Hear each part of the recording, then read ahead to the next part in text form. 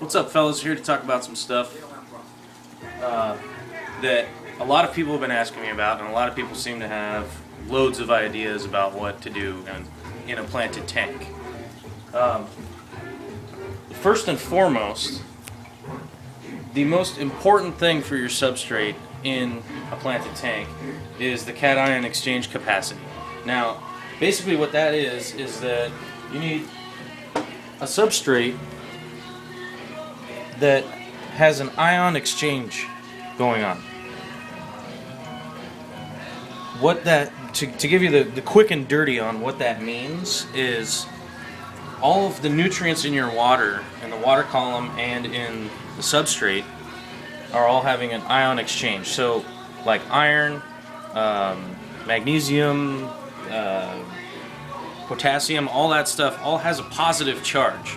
As little tiny nutrients, they're all positively charged. Now, your substrate has a negative charge, so it's going to pull in that ion, or that, basically molecule of nutrient. And so that exchange is what keeps your water column clear, keeps your tank free of algae, and keeps your substrate rich in nutrients. Now, one of those nutrient sources that keeps your tank going is the food that you feed in there, the excess food that goes down to the bottom, and the fish take shits.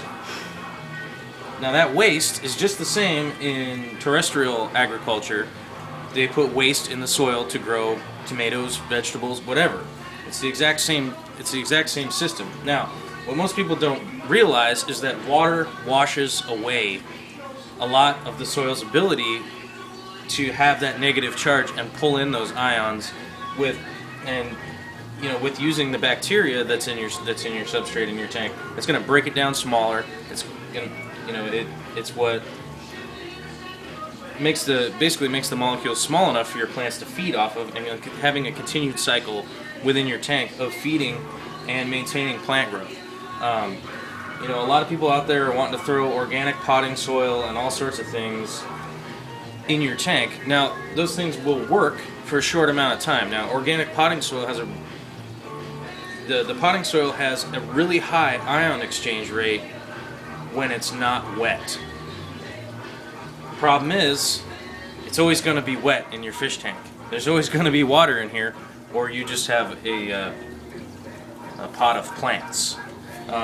This is something that all farmers basically battle with, keeping large corn crops and whatnot going. Corn, whatever crops they're growing, they have to battle that with the rain. It pulls nutrients away from the water. Now, obviously, in a fish tank, there's always going to be water pulling away nutrients. So you need to make sure that you buy a quality substrate that has a good ion, the cation exchange capacity. Otherwise, your tank's just going to fall apart. People are constantly, oh, well, I put this in the tank, and then I have algae, and my water is terrible, and all this stuff.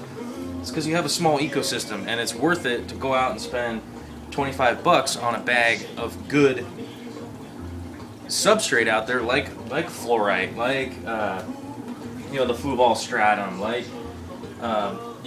this stuff.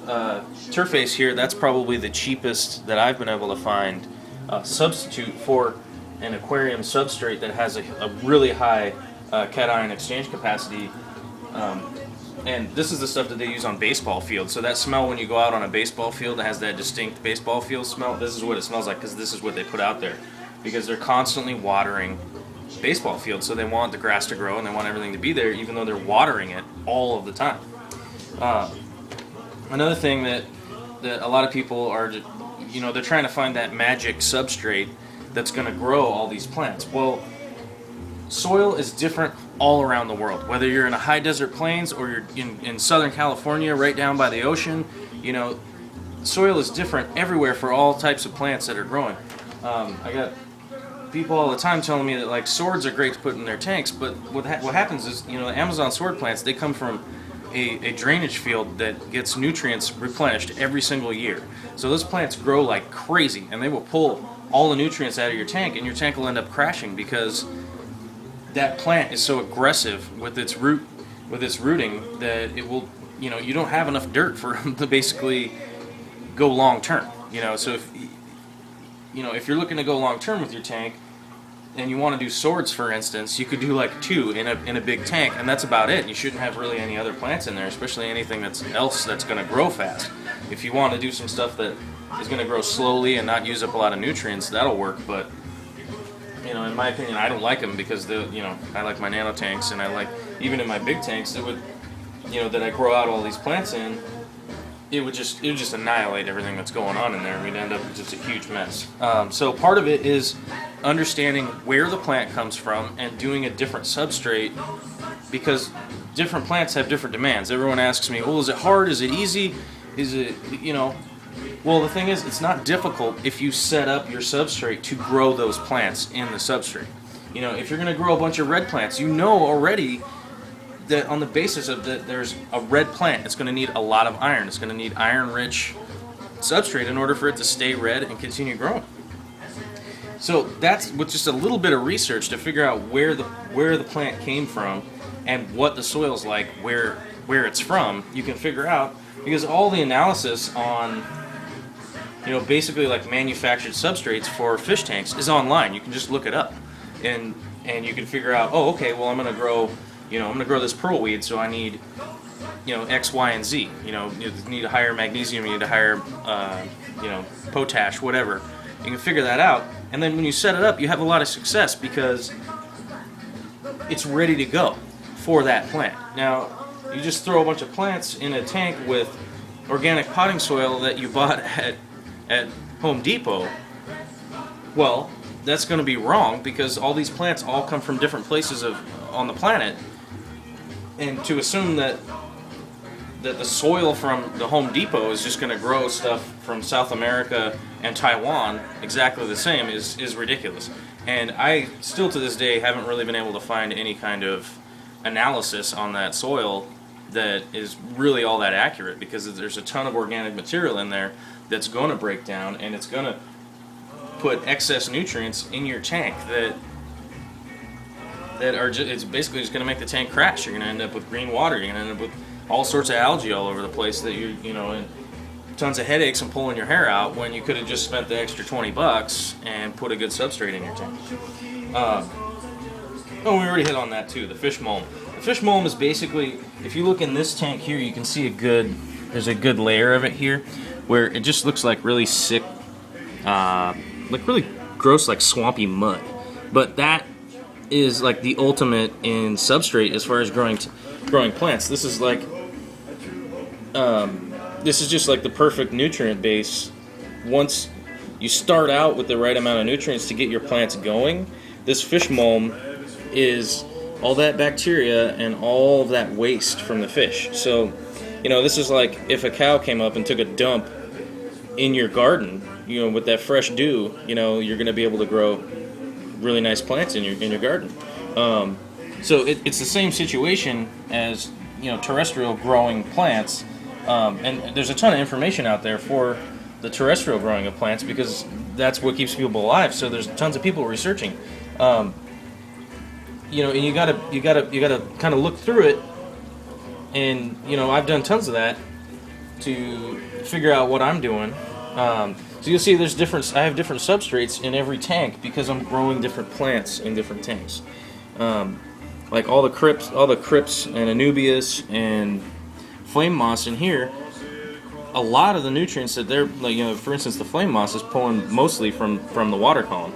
So I only have one fish in here, and this substrate isn't super nutrient rich because the crypts are slow growers, and so is the anubias. So they're not going to pull up a ton of nutrients at a time in order to keep this tank healthy. So that's the thing, is that everybody asks me, is things easy or difficult? It only becomes difficult when you don't do the research ahead of time and a little bit of planning for what you're going to put in your tank.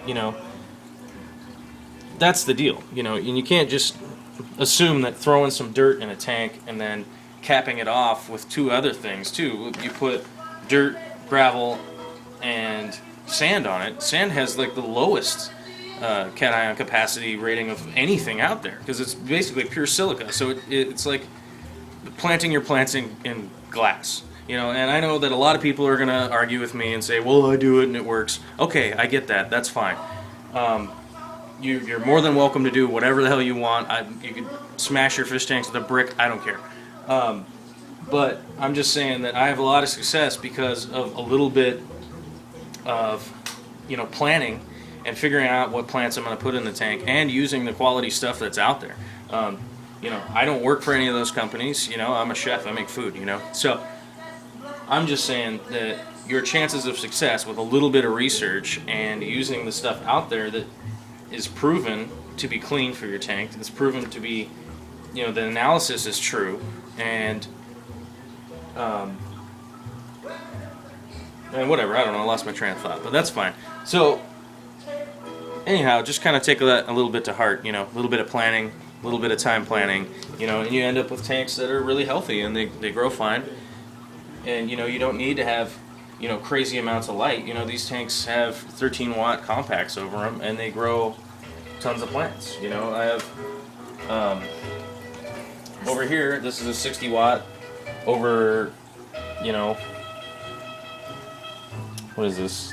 Like basically 20 gallons. So you got like 3 watts per gallon, which is kind of high. But if you have a small tank, it's easy to get high light. And even in like my display tank over here, this is a 50-gallon tank with a 96-watt bulb over it, and that one grows fine, and it's under 2 watts per gallon, so it's technically just medium light, but I grow huge carpets of HC and all sorts of other crap in here, and don't have any problems with really anything crashing. So, proof's in the pudding is what I always say. Proof's in the pudding. So, see you later.